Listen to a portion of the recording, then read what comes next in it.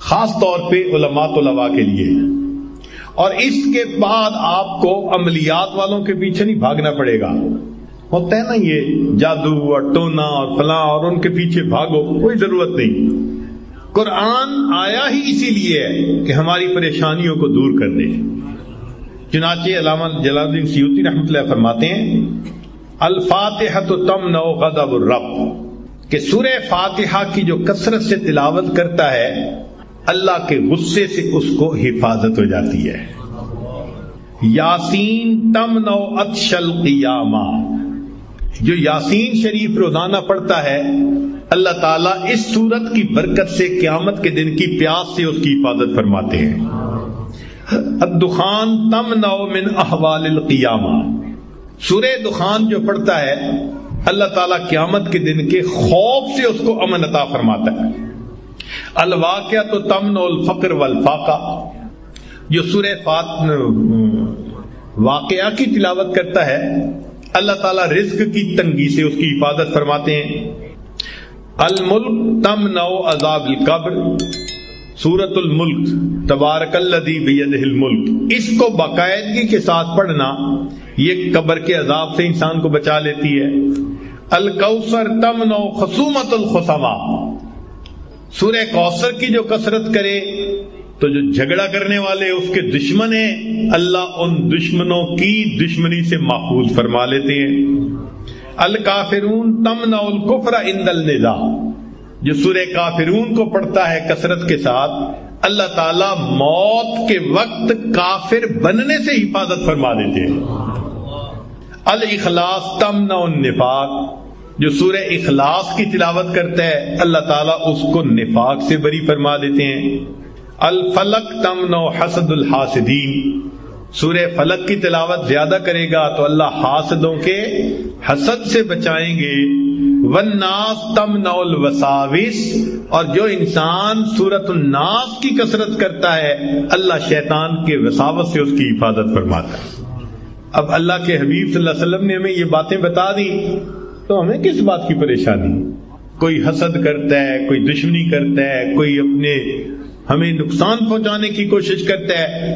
دل میں یقین رکھے نقصان پہنچانے سے بچانے والا زیادہ بڑا ہے. یہ کہ آنکھوں کی بینائی ہی چلی گئی، یا آنکھوں میں موتیا بند آ گیا، یا آنکھوں پہ اینک لگانی پڑ گئی، یہ سب ایک ہی بیماری کی تفصیلات ہیں. تو جن کی نظر کمزور وہ بھی پڑھ سکتی ہیں، یا جن کو لینز لگانے پڑتے ہیں کنٹیکٹ لینز صحیح یا کوئی اور، اس مصیبت سے بھی جان چھوٹ گئی. اور جن کی بینائی چلی گئی اللہ ان کے لیے بھی آسانیاں فرما دیتے ہیں. تو پاگل پن کی بیماری ختم، کوڑ پن کی بیماری ختم، اندھے پن کی بیماری ختم، اور چوتھا فرمایا فالج کی بیماری ختم. فالج ایک تو ہوتا ہے کہ انسان کا ہاتھ یا پاؤں کام ہی نہ کرے، اور ایک یہ بھی ہوتا ہے کہ اتنی ویکنیس کہ عورت کہتی ہے مجھ سے تو کھڑا ہی نہیں ہوا جاتا، میرے پاؤں سن ہو جاتے ہیں، میرے ہاتھ سن ہو جاتے ہیں. یہ ساری چیزیں کمزوری اور فالج کی ابتدائی سٹیجز ہیں. تو یہ سب چیزیں ٹھیک ہو جاتی ہیں.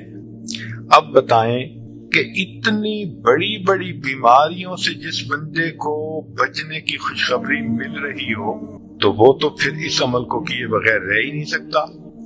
اور یہ عمل دیکھو چھوٹا کتنا ہے. وہ جو فکرہ فرمایا حدیث میں وہ ہے سبحان اللہ العظیم وبحمدہ ولا حول ولا قوت الا باللہ. اتنا سا فکرہ پڑھنے پر اللہ چہرہ بھی پر نور بنا دیتے ہیں، میموری بھی تیز کر دیتے ہیں، اللہ تعالیٰ بینائی بھی تیز کر دیتے ہیں، اور اللہ تعالیٰ جسم میں طاقت بھی بھر دیتے ہیں. اور جس رب نے تجھے طرح طرح کی نعمتیں کھلائیں، تیرے لیے رات تہجد میں اٹھ کے 2 رکعت پڑھنی مشکل تھی، تو مجھ سے نفرت کرتا تھا، برا سمجھتا تھا، میرا نام گالی تھا، مگر دیکھ میں آج جا رہا ہوں جنت میں، اور تو کہاں جا رہا ہے؟ ما سلککم فی سقر، تمہیں جہنم میں کس چیز میں ڈالا؟ انسان کہے گا کہ میں اپنے مالک کا وفادار نہیں تھا. پھر کیا ہوگا؟ انسان کو کہا جائے گا فرشتوں آؤ خذوہ فغلو ثم الجحیم صلو ثم فی سلسلۃ ذرعها ذراعا، اس کو باندھو اچھی طرح تم زنجیروں کے ساتھ اور پھر اس کو جہنم کے اندر تم ڈال دو۔ آج اللہ کی اتنی نعمتیں کھا کھا کر ہم اپنے جسم کو پالتے پھرتے ہیں اور روح کا ہمیں احساس نہیں کہ اس کی حالت کیا بری ہوئی پڑی ہے۔ اللہ تعالیٰ آپ کی مجلس میں ہمیں اس بات کا احساس عطا فرما دے تاکہ ہم رمضان مبارک کے لیے تیار ہو جائیں، بھرپور عبادت کے ساتھ اس مہینے کو گزاریں تاکہ رمضان کے ساتھ ہم اپنے رب رحمان کو بھی راضی کر پائیں۔ اور عید کا دن تو خوشی کا ہوتا ہے، عید اسی کی ہوتی ہے جس کو محبوب کی دید ہوتی ہے۔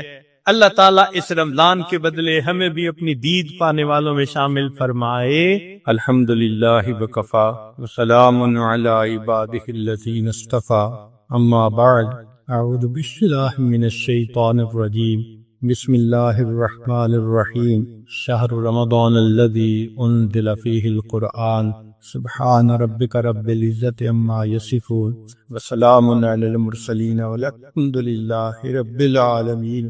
اللہم صلی علی سیدنا محمد وعلی آل سیدنا محمد وبارک وسلم۔ اللہم صلی علی سیدنا محمد وعلی آل سیدنا محمد وبارک وسلم۔ اللہم صلی علی سیدنا محمد وعلی آل سیدنا محمد وبارک وسلم۔ اللہ رب عزت نے اس کائنات کو دو طریقوں سے پیدا فرمایا۔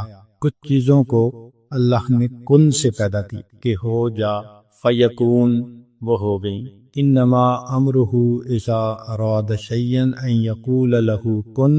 اللہ رب العزت کی عظمت کو اندازہ لگائیے کہ کسی چیز کا میٹیریل بھی نہیں ہے، کسی چیز کی پلاننگ بھی نہیں ہے، فقط اللہ نے ارادہ فرمایا تو را میٹیریل بھی بن گیا، اور جو ارادہ تھا اللہ کا اس کے مطابق وہ چیز آنن فانن وجود میں بھی آئی۔ وہ کتنی عظمتوں والے پروردگار، چنانچہ عرش، کرسی، لوح، قلم، جنت، جہنم، فرشتے، یہ سب کن سے پیدا۔ اللہ، اب ذرا غور کیجئے کہ جو چیز اللہ نے بنائی وہ یہ نہیں تھا کہ بس مٹی کا تودا تھا جو وجود میں آ گیا، نہیں، جنت اتنی خوبصورت اور کوالٹی کے حساب سے اتنی اعلیٰ کہ ہماری سوچ سے بالا۔ کوئی انسان جتنا بھی خوبصورت جنت کے بارے میں سوچے وہ کبھی بھی جنت کے بارے میں سوچ ما لا عین رأت، کسی آنکھ نے وہ خوبصورتی دیکھی نہیں، ولا اذن سمعت، کسی کان نے اس کی خوبصورتی کا تذکرہ کبھی سنا نہیں،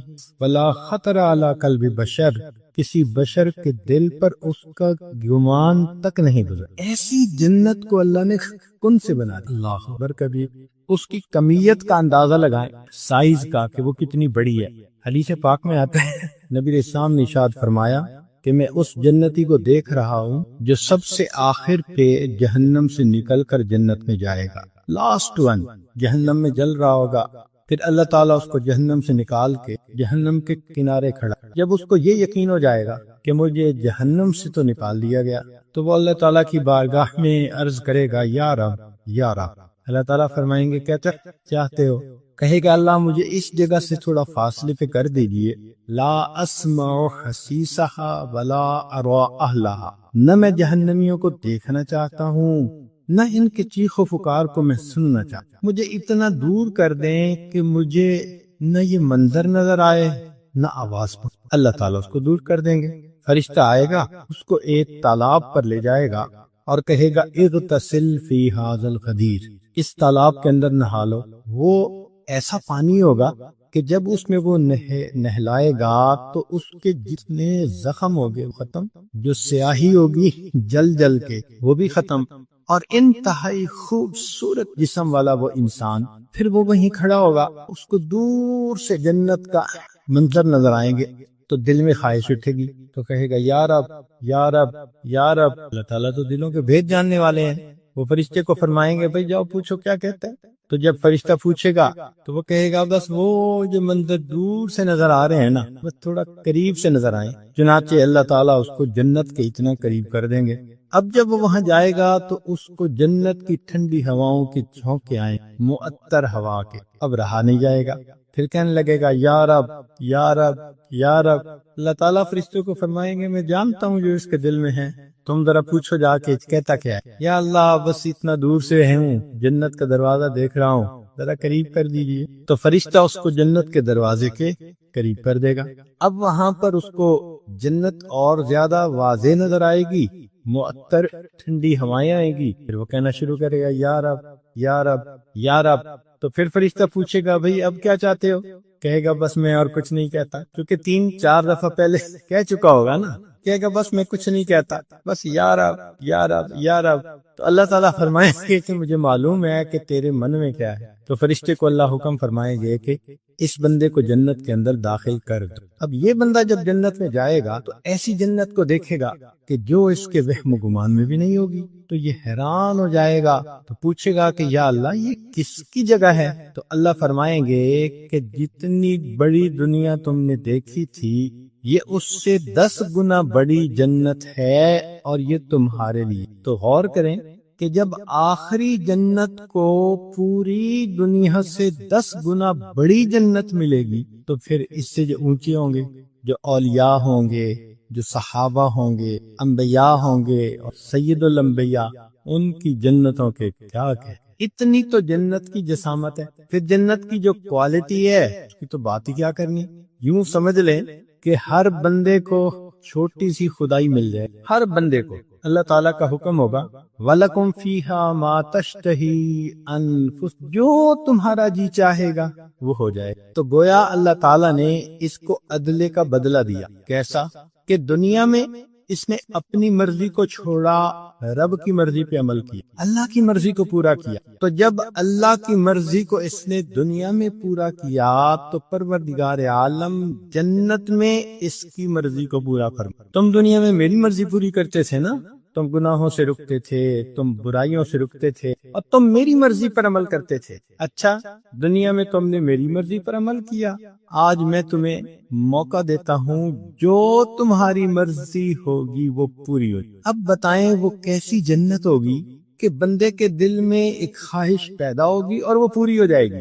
یعنی عورتیں سوچیں گی اپنے بارے میں کہ میرا حسن ایسا ہو اور ان کو وہ مل جائے گا، آنکھیں ایسی ہوں، ناک ایسا ہو، سار ایسے ہوں، چہرہ ایسا ہو، کپڑے ایسے ہوں، سبحان اللہ، جو سوچیں گے وہ اسی وقت ہو جائے گا۔ تو اس کا مطلب کہ ہر جنتی کو ایک چھوٹی سی خدائی مل جائے گی، جنتی بڑے خوش ہوں، اور وہاں کی چیزوں کی کوالٹی ایسی کہ مثال دے کے سمجھایا۔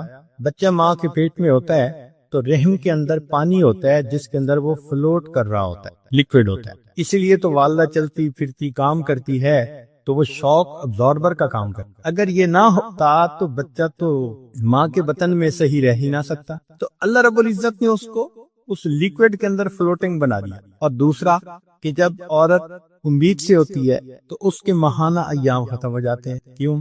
کہ اب وہی جو ایام والا خون تھا وہ اس کی غذا بنتی۔ اب انسان اگر سوچے کہ بچپن میں ماں کے بطن میں ہم کیسی جگہ پر تھے کہ پیشاب تھا جس کے اندر ہم فلوٹ کر رہے تھے اور یہ ہماری غذا بن رہی تھی، تو بندے کو کراہت ہوتی ہے، نفرت آتی ہے۔ تو علماء نے لکھا جس طرح ماں کے پیٹ میں بچے کی غذا کے بارے میں سوچ کر نفرت آتی ہے، جنتی جب جنت میں دنیا کی غذاؤں کے بارے میں سوچے گا اس کو ایسے نفرت آئے۔ اب آج یہ مرغ ہے، یہ بریانیاں ہیں، یہ میکڈونلڈ کے کھانے ہیں، یہ سوپ ہے، یہ فلاں ہے، یہ چائنیز ڈشیں ہیں، ہم کتنا انجوائے کرتے ہیں۔ مگر جنت کے کھانے کیا ہوں گے کہ اس جگہ پر بندہ جب دنیا کے کھانوں کے بارے میں سوچے گا تو ایسے کراہت ہوگی، اوہو ہم دنیا میں یہ کھاتے پھرے۔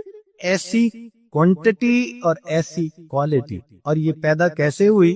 فقط کن سے پیدا ہوگی۔ اور پھر اس کی ایک وسعت کا اندازہ لگائیے کہ سارے جنتی جنت میں ہوں گے، لیکن اللہ تعالیٰ ان کے عملوں کے برابر ان کو درجے عطا کریں گے۔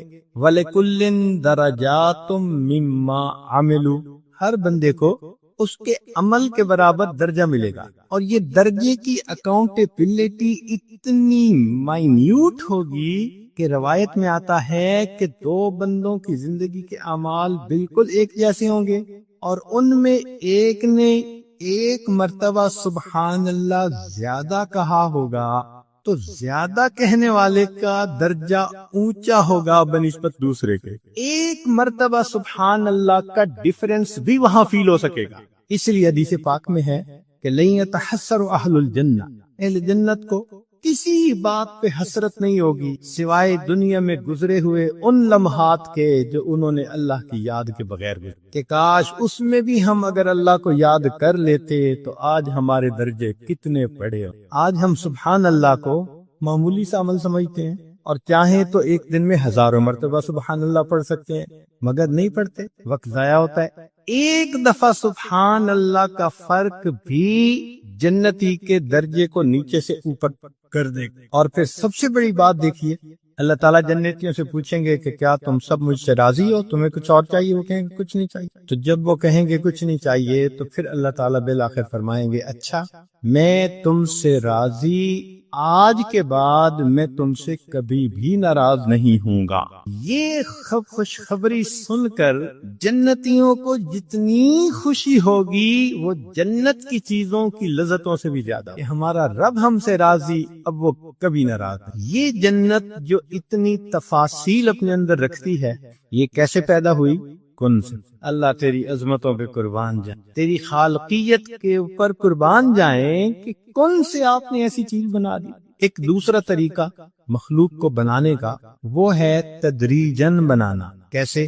آپ نے بیج ڈال دیا زمین میں تو وہ اگنا شروع ہوا، پھر پہلے پودا بنا، پتے لگے، پھول لگے، پھر پھل لگے، پھر درخت بنتے اس کو 20-30 سال گزر جاتے. وہ 20-30 سال کے بعد بھرپور درخت نظر آتا ہے. درختوں کی عمریں تو بہت ہوتی ہیں، چنانچہ سائیکیڈ ایک درخت ہے، وہ 1000 سال کے اندر 1 میٹر اونچا ہوتا ہے. 1000 سال کے اندر 1 میٹر اونچا ہوتا ہے. اور دنیا میں ایسے درخت ہیں جو 10-10 میٹر جو ہے وہ اونچے ہیں. سائیکیڈ کے صدیوں پرانے درخت، تو ان کو اللہ تعالیٰ نے تدریجن کر. اسی طرح انسان کی مثال کہ جب ماں کو امید لگتی ہے تو بچے کے پیدا ہونے میں 10 مہینے کا وقفہ ہوتا ہے. اس دوران اللہ تعالیٰ بچے کا جسم بنا دیتے ہیں اور پھر اس کی ولادت ہوتی ہے. مگر ولادت ہونے کے ساتھ ہی وہ کوئی کھانا نہیں کھانے لگ جاتا، دوڑنے نہیں لگ جاتا، وہ بچہ ہی ہوتا ہے. پھر اس کو جوان ہونے میں مزید 15 سال چاہیے. 15 سال کے بعد وہ جوان ہوتا ہے. تو یہ تدریجن جو سلسلہ ہے اس کو عالم خلق، چنانچہ عرش کے نیچے جو کچھ ہم دیکھتے ہیں، یہ زمین، یہ آسمان، چاند ستارے، حیوانات، پرندے، خشکی کی مخلوق، تری کی مخلوق، یہ ساری کی ساری مخلوق یہ اللہ تعالیٰ نے تدریجن پیدا. اس لیے فرمایا خلق الارض فی یومین، زمین کو 2 دن میں پیدا کیا. ثم استوى الی السماء، پھر اللہ آسمان کی طرف متوجہ ہوئے. وہی دخان، اور یہ اس وقت دخان تھا. پھر اللہ تعالیٰ نے 6 دن میں زمین و آسمان کو مکمل، یعنی زمین کے بنانے میں 2 دن اور زمین کے اندر انسانوں کی غذائیت کو رکھنے میں 4 دن. وبارک فیہا فی 4 ایام. اللہ، کیا قدرت کی مہربانیاں ہیں کہ زمین کے اندر انسان کی ضروریات کو رکھنے میں 4 دن لگے. اب وہ دن 24 گھنٹے کے ایسے تو نہیں تھے جیسے آج ہمارے ہاں ہیں. اللہ کے ہاں تو سکیل کچھ اور ہی ہے. بہرحال 6 دن میں زمین کی پیدائش مکمل ہو. اور اللہ کی شان دیکھو، آدم علیہ السلام سے لے کے آج تک millions and billions and trillions of لوگوں نے اسی زمین سے غذائیں حاصل کی، اور اللہ کی جو رکھی ہوئی برکت ہے آج تک اس میں کمی تو نہیں آئی. تو ایک عالم امر اور ایک عالم خلق. اس لیے اللہ تعالیٰ قرآن مجید میں فرماتے ہیں الا لہ الخلق والامر تبارک اللہ احسن الخالقین. امر بھی اسی کا اور خلق بھی اسی کی. برکت والا ہے وہ پروردگار جس نے اتنا اچھا مخلوق کو. اب ہم اگر انسان پر غور کریں تو انسان ان دونوں عالم کا مجموع. انسان کا ایک جسم ہوتا ہے، ایک اس میں روح ہوتی. جسم عالم خلق سے اور روح عالم امر سے. انما امرہ یسألونک عن الروح قل الروح من امر رب. کہہ دیجئے کہ روح تو میرے رب کا امر ہے. تو روح عالم امر سے آئی اور جسم عالم خلق کا. تو دیکھیں انسان مجموعہ بن گیا، عالم امر اور عالم خلق. اب اگلی بات کہ جو چیز جہاں سے بنی اس کی غذا بھی وہیں سے. مثلا جسم اس کائنات سے بنا، عالم خلق سے، سمجھے مٹی سے بنا کہ ساری ضروریات مٹی سے پوری ہوتی، پانی مٹی سے نکلتا ہے، روٹی کی فصل زمین سے، چاول کی فصل زمین سے، لباس کے لیے کاٹن کی فصل زمین سے، گھر بنانے کے لیے جو میٹیریل استعمال ہوتا ہے ماربل سمیت وہ سب کا سب زمین سے، جو انسان پھل کھاتا ہے سبزیاں کھاتا ہے سب زمین سے، سونا چاندی انسان کی ضرورت کی ہر چیز زمین سے نکل گئی، یہ بدن کی ضرورت۔ تو اللہ تعالیٰ نے جہاں سے جسم کو بنایا اس کی ضروریات کو بھی اللہ تعالیٰ نے وہیں رکھا، اور روح کس سے بنا؟ عالم امر سے، تو روح کی غذا وہ بھی عالم امر سے آتی ہے، عرش کے اوپر سے، اور وہ کیا چیز ہے؟ وہ نور ہے۔ بدن کو کھانے پینے کی ضرورت ہوتی ہے، روح کو اللہ تعالیٰ کی طرف سے آنے والے انوار و برکات کی ضرورت ہوتی ہے۔ یہ جسم کی غذا، وہ روح کی غذا۔ آج کے دور کی ایک بڑی غلط فہمی یہ ہے کہ ہم 24 گھنٹے جسم کی غذا کمانے اور کھانے میں مصروف رہتے ہیں، اور روح کی غذا کی طرف سے ہم کوتاہی کرتے ہیں، اگنور کرتے ہیں۔ آپ اگر گھر کے اندر ایک پودا لگائیں اور پانی دینا بھول جائیں تو کچھ دنوں کے بعد کیا ہوگا؟ مر جائے گا وہ پودا کمزور ہو کے۔ جس طرح پانی نہ ملنے سے پودا کمزور ہوتے ہوتے بالآخر مر جاتا ہے، روح کو اگر انسان غذا نہ دے تو روح بھی کمزور ہوتے ہوتے بالآخر مردہ ہوتا ہے۔ اس لیے انسان دیکھنے میں چل پھر رہا ہوتا ہے مگر دل مردہ ہوتا ہے۔ غذا جو نہیں دی، کبھی دھیان ہی نہیں دیا کہ غذا کیسی۔